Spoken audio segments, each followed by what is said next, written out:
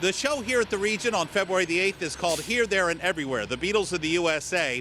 It stars Eric Taros, who's a famed Beatles archivist, and also Chachi LaPrette, who was the radio host for Breakfast with the Beatles.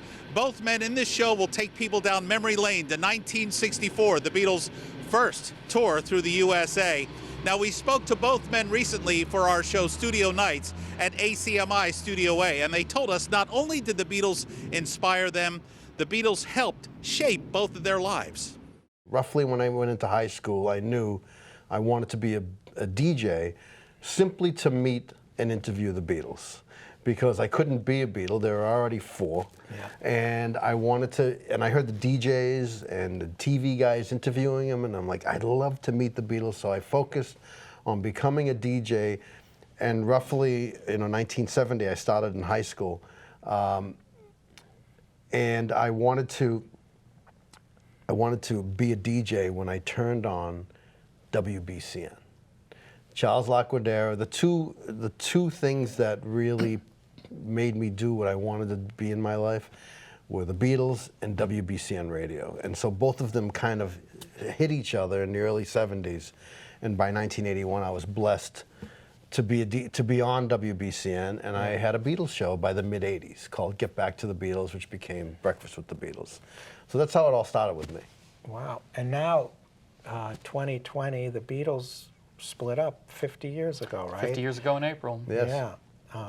But the split up meant nothing in terms of the Beatles phenomenon, and here we are 50 years later. So yeah. How about you, Eric? Me. Your start as a Beatles. Yeah. My start I was younger than Chach, but I had an older sister who sat us down as a family to watch the first Ed Sullivan Show.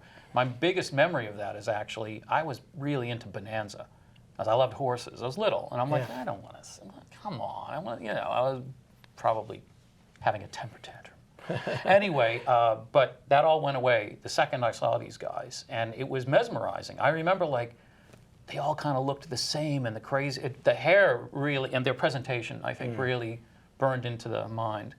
Again, the show is called Here, There, and Everywhere, The Beatles in the USA. It'll be coming to the Regent Theatre on February the 8th at 8 p.m. For more information, all you have to do is go to the Regent Theatre website, regenttheatre.com. Now, 6 years ago, I had the very unique opportunity of interviewing a TV broadcast journalist who actually had a chance to tour with the Beatles during the 1964 USA tour and interview them city to city. He actually flew with them a lot. His name is Larry Kane, and he was a TV news anchor in Philadelphia and New York City before retiring. Larry has a million stories to tell regarding the Beatles, and he considers his coverage of the 1964 Beatles tour to be among the highlights of his very distinguished and very lengthy TV career. It was really an interesting time. In 1964, I greeted them at the Miami airport as a reporter. Veteran broadcast journalist and author Larry Kane was a 21-year-old Miami radio reporter when he was sent to interview a pop band from Liverpool. Ladies and gentlemen, the Beatles! That just hit America like a seismic wave. Close your eyes and out this 45% of America's population tuned into the Ed Sullivan Show to see the Beatles that February. A newsworthy story. I'll pretend that I'm kissing. But one Larry Kane was convinced would not last. This group will be here in September and gone in November. But once the young skeptic turned on his hefty recorder, I have with me George Harrison. How you doing, George? I'm very well, Larry, and how are you? Fine. You glad to be back in America? Yeah, it's great. I was amazed at their aplomb, at their savvy, how they handled the press. Would you please sing something? No!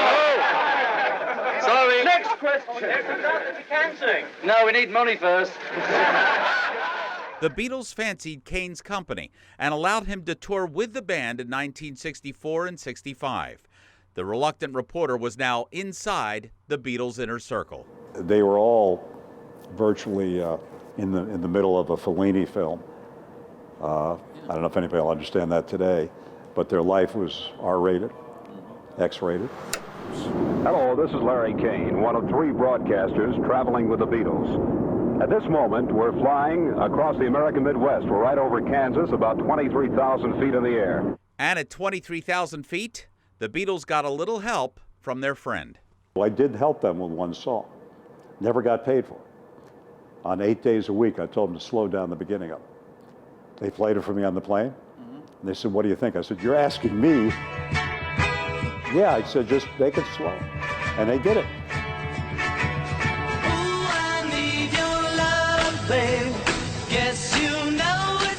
Larry Kane traveled with this affable supergroup from coast to coast for nearly 2 years, but his historic tapes reveal 4 very dissimilar personalities, especially among the unstoppable writing team of John Lennon and Paul McCartney.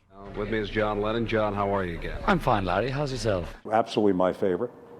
A man who said in public what he thought in private. Paul McCartney, how are you? Well, Larry Kane, good to see you. He never met a mirror, a comb, or an audience he didn't like. There were bells on a hill, but I never heard them ringing. The truth of the matter is, we now understand them, in our lives anyway, as the greatest musical influence ever. The Beatles were the perfect elixir for a country starving for change. The U.S. just lost its new frontier in Dallas, Texas. A half a world away, Vietnam was heating up. And the Beatles' creativity would evolve with the inconceivable turbulence of the 60s. When I say that song, And everybody's saying, well, the Beatles were really sort of the medicine that we needed to cheer us up. It seemed the only visionary who could see well beyond the horizon was the band's manager, Brian Epstein. Brian Epstein told me on the plane in 1964, and when he said this, I thought he was just a dreamer. Okay? And he said, Larry, the children of the 21st century will be listening to the Beatles. And here we are. It was 50 years ago today. This music as a body of work is unprecedented. John Lennon, thank you very, very much. Yeah, this is Larry Kane. Thank you again. Thank you, Larry, and God bless you. Jolly good. Well, ever since I interviewed Larry Kane, it's now 56 years ago today, and the Beatles obviously are more popular than ever. Do you need proof? The #1 best-selling vinyl LP in 2019 worldwide, Abbey Road, an album that was released a half-century ago. Ouch. For ACMi News, I'm Jeff Barnes.